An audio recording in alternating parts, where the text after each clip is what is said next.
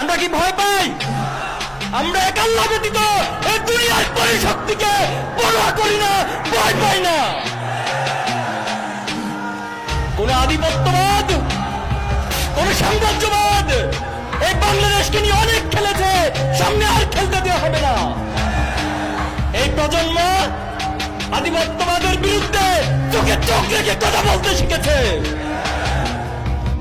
কিন্তু হাসিনা একটা জায়গায় ভুল করেছে। সেই ইতিহাস পড়েনি। সে ফেরাউনের ইতিহাস পড়া দরকার ছিল, তার নমরুদের ইতিহাস পড়ার দরকার ছিল, তার হামান কারুনদের ইতিহাস পড়া দরকার ছিল। পৃথিবীতে কোনো ফেরাউন, কোনো নমরুদ স্থায়ীভাবে টিকে থাকতে পারেনি।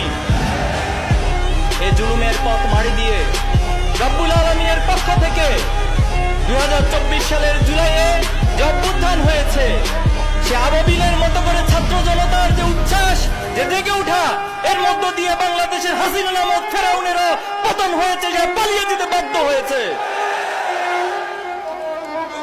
আজও সেই আন্দোলনের স্মৃতিগুলো মনে পড়লে আমরা অনেক বেশি আগে আপ্লুত হয়ে যাই।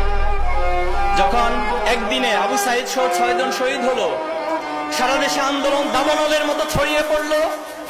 হাসিনা তার পুরো রাষ্ট্রযন্ত্রকে ব্যবহার করে ছাত্র জনতার উপর গুলি চালিয়েছিল, হত্যা করা হয়েছিল। আমরা তখন পলিসি নির্ধারণের জন্য বসতাম, আমরা বারবার ভাবতাম এই লাশ, এই ক্ষত বিক্ষত চেহারা আর কত দীর্ঘায়িত হবে, আর কত লম্বা হবে।